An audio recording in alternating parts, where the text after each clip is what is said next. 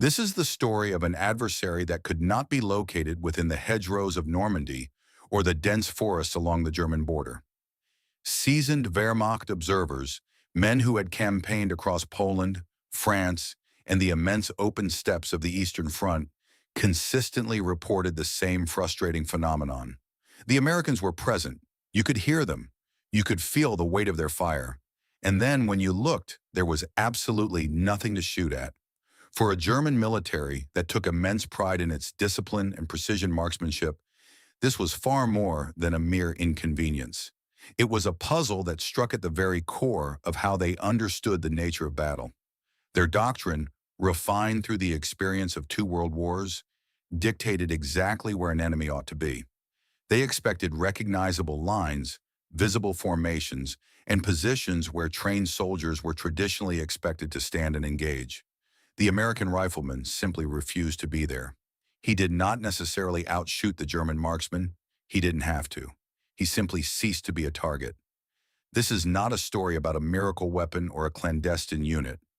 It is a story about the ground, about training, and about a fundamental divergence in how two separate armies instructed their men to survive. It explains why some of the most experienced sharpshooters in the world spent the final year of the war staring at vacant fields, wondering where the Americans had gone. To comprehend why the American riflemen vanished, you first have to understand what the German soldier anticipated seeing. The German army of the Second World War was the successor to a long European tradition of maneuver and fire. Its infantry doctrine was constructed around the machine gun as the centerpiece of the squad, with riflemen providing support, and centered on a battlefield where the enemy could be located, fixed in place, and destroyed. German marksmen in the Wehrmacht were among the finest in the world, trained to identify a target and conclude a duel with a single shot. That specific skill assumed one thing above all else, that a target would eventually present itself. On the open plains of the Eastern Front, it usually did. Soviet formations frequently attacked in mass, in waves, across terrain that offered a sharpshooter everything he could possibly want. A German marksman in that theater could work all day long. The doctrine and the terrain were in total agreement with each other, and the results were both brutal and efficient. The Americans represented a different problem entirely. The U.S. Army that landed in Europe had been constructed almost from scratch, and it had absorbed many hard lessons from the British, from North Africa, and from its own bloody early setbacks. American infantry training placed an enormous emphasis on the individual soldier's ability to utilize the ground. Cover and concealment were not advanced topics reserved for elite units. They were drilled into every single rifleman from basic training onward. Dispersal was the absolute rule. Bunching up got men killed, and the army made sure every soldier knew it. The result was an infantry force that fought spread out, low to the ground, and hidden. A German observer scanning an American position often saw exactly what the Americans intended for him to see: an empty field, a quiet hedgerow, or a tree line with nothing moving within it. The men were there, dug in, prone, and tucked into the folds of the earth. But they had been taught relentlessly not to look like soldiers standing in a line. Two armies, two philosophies. One expected the enemy to appear. The other trained its men above all else never to be seen until the moment they chose to fire. Nowhere did this difference show itself more sharply than in the hedgerows of Normandy. The bocage was ancient farmland divided for centuries into small fields bordered by dense earthen banks topped with tangled hedges. Each field was essentially a walled box. A man standing in one could see almost nothing of the next. For the Germans defending it, the bocage was a gift, but it was a gift that worked both ways, and the Americans learned to use it faster than anyone expected. German gunners and marksmen set themselves at the corners of fields in prepared positions with clear lanes of fire, waiting for Americans to come through the obvious gaps. At first they did, and they died. But American infantry adapted quickly. They stopped using the gaps. They blew holes through the hedgerow banks. They crawled through the ditches. They moved along the base of the hedges where no one could see them. A German covering a gateway would wait, and the attack would materialize from a direction his doctrine said made no sense. The terrain swallowed men whole. A rifleman pressed into the base of a hedgerow in a uniform chosen to blend with earth and foliage was effectively invisible from 30 yards away. He could watch a German position for an hour and never be detected. And when he finally fired, the sound bounced between the earthen walls in a way that made it nearly impossible to place. This was the vanishing act at its purest. German after-action reports from Normandy return again and again to the same complaint. The Americans were taking fire from positions they could not identify, from an enemy that seemed to be everywhere and nowhere. Experienced marksmen, men who had ended dozens of duels on the Eastern Front, found themselves firing at muzzle flashes and shadows, giving away their own positions in the process. And that was the trap inside the trap. The moment a German marksman fired to solve the mystery, he revealed himself, and the dispersed, hidden Americans, with their fast-firing rifles, their radios, and their artillery on call, made him pay for it. The hunter had become the hunted, and he often didn't understand how until it was too late. Concealment alone doesn't win battles. Plenty of armies have hidden well and still lost. What made the vanishing American so dangerous was what he could do the moment he decided to be seen.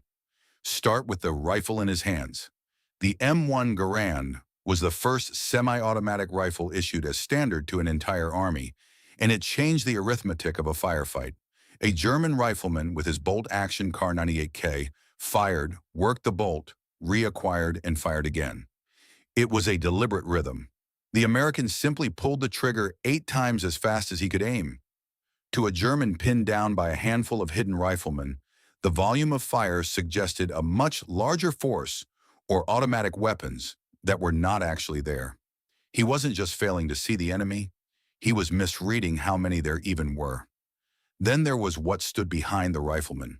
American infantry fought as part of a system that reached far beyond what any individual could see. A single scout, tucked invisibly into a tree line, wasn't just a rifle. He was an observer. With a radio, he could bring down mortar fire, then artillery, then, in the right conditions, aircraft onto a position he'd spotted while remaining completely hidden himself. For the German marksman, this inverted everything his training had prepared him for. He had been taught that the sharpshooter was the apex predator of the infantry battlefield, patient, unseen, and decisive. But the American didn't need to win the duel. He didn't need to be a better shot. He needed only to see the German first and stay hidden long enough to make a radio call. The exchange was hopelessly one-sided, a rifle bullet against a battery of 105mm howitzers. This is the part that broke the German understanding of the fight. Their entire mental model assumed a contest between soldiers. The Americans had quietly changed the contest into something else. A contest between a lone, exposed marksman and an entire integrated machine of firepower, triggered by a man he could not even find. No amount of individual skill could close that gap. The vanishing rifleman wasn't just hard to hit. He was the trigger for everything behind him. As the war moved east toward Germany, the pattern followed the Wehrmacht home. In the Hürtgen forest, in the Ardennes, and along the Siegfried line, German soldiers kept filing the same reports, kept describing the same ghosts. The terrain changed. Dense woods, snow-covered ridges, shattered towns. But the American way of fighting did not. They remained spread out, dug in, and hidden until the moment of decision, seen only in the flash of a rifle before the shells came down. It's worth being honest about what this was and what it wasn't. The American soldier was not superhuman, and the German marksman was not a fool. In many ways, the individual German infantryman remained tactically superior, better trained in small unit fieldcraft than the doctrine gives him credit for. The Americans took terrible casualties learning these lessons, and they never stopped taking them. This was not a magic trick that made men bulletproof, but it was a genuine gap in understanding. And understanding in war is everything. The German army had built its entire picture of combat around a battlefield where the enemy could be found. Its greatest marksmen were the product of that picture, and they ran into an army that had quietly rejected the premise, that had decided the first rule of survival was to deny the enemy a target at all.